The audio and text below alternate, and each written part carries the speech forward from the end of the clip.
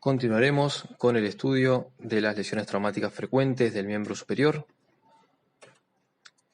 Las fracturas de húmero proximal son una lesión muy frecuente, correspondiendo casi a la mitad de las fracturas del húmero, y son más que nada frecuentes en pacientes añosos y mujeres, producto de traumatismos de baja energía como caídas de propia altura, si bien también se las encuentra en pacientes jóvenes luego de traumatismos de alta energía o politraumatizados. Podemos dividir el extremo proximal del húmero en varias regiones, varios fragmentos que se van a desplazar en direcciones predecibles por acción de los músculos que se insertan en cada uno de ellos. Entonces, de esta manera podemos ver cómo el troquíter siempre tiende a desplazarse en dirección superior y posterior por acción de los rotadores externos del manguito rotador. El troquín tiende al desplazamiento medial por acción del subescapular y la diáfisis humeral al desplazamiento medial también por tracción del músculo pectoral mayor. Casi todas las clasificaciones para el estudio de estas fracturas, como por ejemplo la de NIR, una de las más usadas, se basan en la cantidad de estos fragmentos comprometidos y desplazados. Estas lesiones van a dar un cuadro clínico caracterizado por dolor y tumefacción e impotencia a la movilización del hombro. Puede haber mucha equimosis regional y es importante evaluar la función del nervio circunflejo, que por su relación cercana con el cuello del húmero puede verse afectado. Si bien la función motora por inervación del deltoides va a ser muy difícil de explorar, podemos evaluar la sensibilidad en la cara lateral del hombro y del brazo. Para el estudio empezaremos con las radiografías, el radiográfico de frente y perfil. Muchas veces adquirimos el perfil con la proyección de I escapular para evitar andar rotando el hombro, lo cual puede ser muy incómodo para el paciente. Tratamiento conservador, que es muy frecuente, lo realizamos con inmovilización con Belpo de Lycra por 4 semanas, luego de lo cual se comienza con la movilización progresiva y todo el tratamiento de rehabilitación y fortalecimiento. Es importante instruir al paciente en movilizar el codo desde la primera semana para evitar la rigidez del codo y el edema del miembro. Tratamiento conservador lo usamos entonces en fracturas no desplazadas y en fracturas conminutas en pacientes ancianos con baja demanda funcional. Tratamiento quirúrgico tiene varias opciones. Por ejemplo, para las fracturas simples desplazadas, la reducción abierta de fijación interna, ya sea con placa anatómica, lo más frecuente y más estable, clavijas o tornillos.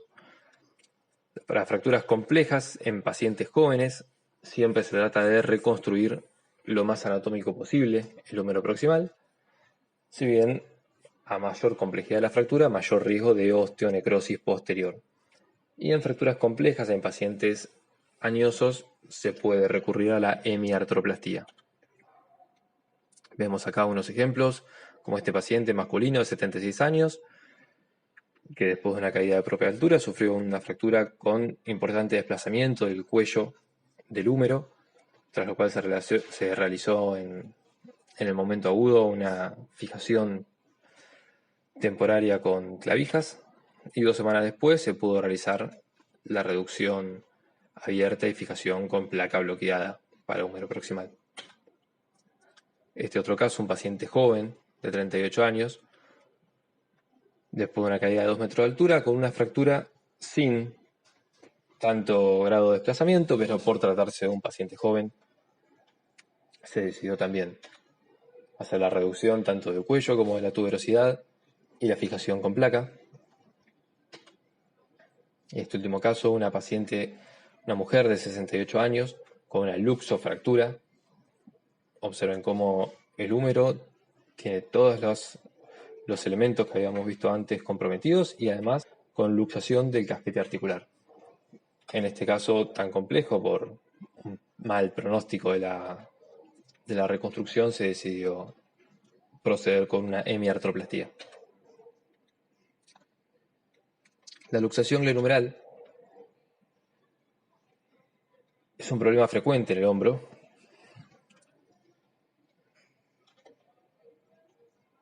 Es muy común esta lesión por la amplia movilidad que tiene el hombro. El hombro sacrifica estabilidad para ganar movilidad. Vemos aquí una imagen de que nos muestra los ligamentos glenohumerales. Los más importantes para este caso son los ligamentos glenohumerales anteriores, que son 3, ligamento superior, medio e inferior, con los refuerzos dinámicos de los tendones del manguito rotador. Los pacientes que sufren una luxación glenohumeral concurren con mucho dolor, el hombro fijo en abducción y rotación externa, una deformidad característica que se llama el signo de la chartera. Lo más común es que sean pacientes jóvenes, deportistas de impacto, y es muy importante siempre evaluar la función neurológica previo a cualquier maniobra de reducción. Recordemos la diferencia entre una luxación, que es una separación completa y permanente de las superficies articulares, y una subluxación, en el cual esta separación es incompleta. Las luxaciones de hombro corresponden al 45% de todas las luxaciones del organismo, lo cual es un porcentaje enorme, y de estas luxaciones el 85% tienen dirección anterior o anteroinferior. Entonces la luxación anterior o anteroinferior es la más frecuente, se produce por abducción, extensión y rotación externa del hombro, con desplazamiento anterior e inferior de la cabeza. El diagnóstico es lógicamente con radiografías. Es importante tomar un buen frente de la escápula para ver bien lo que sería normalmente la interlínea articular glenohumeral, que no va a estar conservada. Vamos a ver una yuxtaposición de imágenes. Y en el perfil vamos a poder ver si el desplazamiento del húmero es anterior o es posterior. El tratamiento consiste en la reducción articular urgente antes de las 6 horas de luxación, ya que después de ese tiempo se puede producir comenzar a comprometerse la vitalidad del cartílago articular. Se realiza la maniobra de reducción cerrada, ya sea con o sin sedación, y si esto no es posible, hay que proceder a luxación bajo anestesia general o reducción abierta en quirófano. A veces es necesario cuando se trata de luxofracturas o hay interposición de partes blandas. Por suerte no es necesario tener que recurrir a la reducción abierta. Hay varias maniobras de reducción, como las que se ilustran acá. Maniobras de tracción, con contratracción se usa la sábana en la axila muchas veces. Lo que se trata de hacer es primero recrear el mecanismo de luxación para desimpactar la cabeza humeral del borde de la glena y bajo tracción suave y constante volver el brazo a la posición normal, con lo que se consigue la reducción. Luego de la reducción hay que hacer obviamente el control radiográfico para constatar que esta sea total. Se inmoviliza con un Belpo y es de buena práctica solicitar una resonancia a las pocas semanas, luego que se haya bajado la inflamación local, ya que es frecuente que se produzcan luego de estas lesiones de la glena, a saber, el polo anterior-inferior de la glena, lo que consiste en la lesión de Bankart, y además su contraparte, que es la lesión de Hill-Sachs, en el cartílago, en el polo postero-superior de la cabeza humeral. Muy bien, las fracturas de la diáfisis humeral, vamos a estudiarlas también. Recordemos que el húmero es un hueso largo que no tolera muy bien las cargas axiales.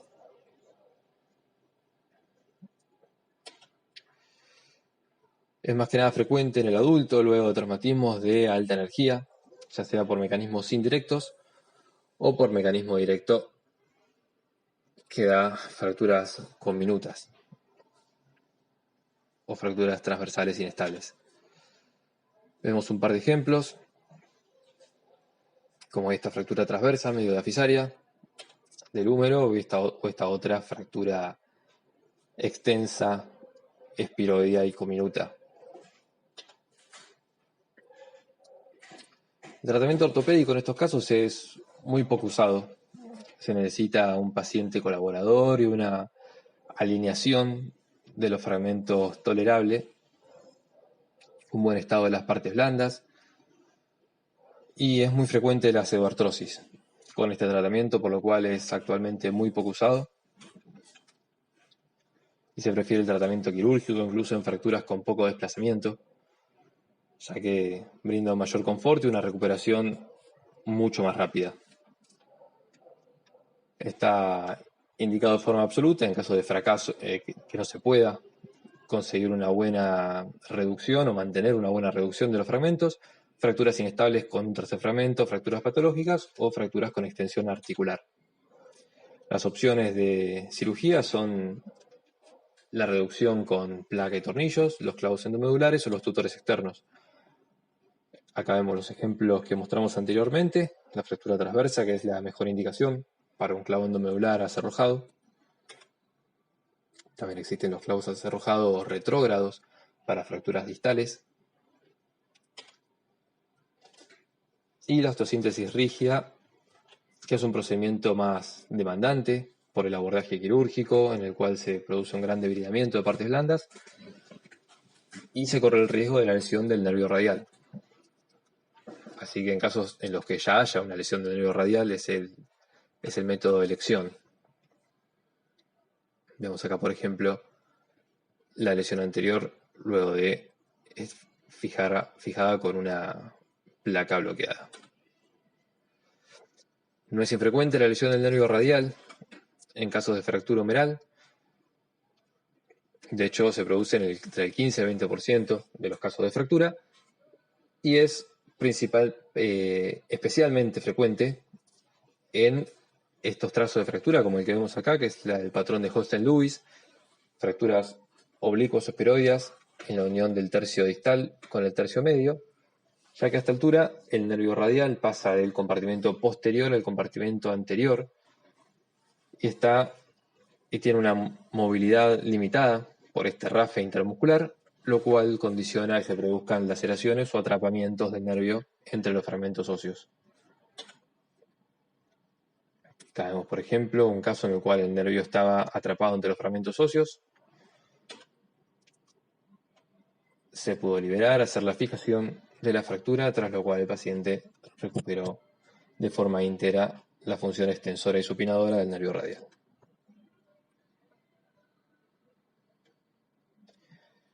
En el posoperatorio se va a apoyar a la fijación quirúrgica o una inmovilización con Belpo, cabestrillo, y se puede comenzar de forma precoz con ejercicios de movilidad pasiva asistida en la primera semana y a partir de la tercera con ejercicios de movilización activa y carga a la sexta semana.